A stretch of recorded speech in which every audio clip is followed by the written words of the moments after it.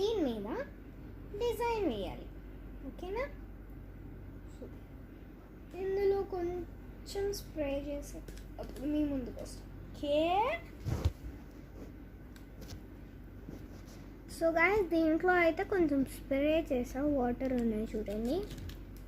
So ఆ వాటర్ని ఉంచేసి నేనైతే ఇప్పుడు దీని మీద DIY చేస్తాను. ఇప్పుడే ద మెయిన్ వచ్చింది.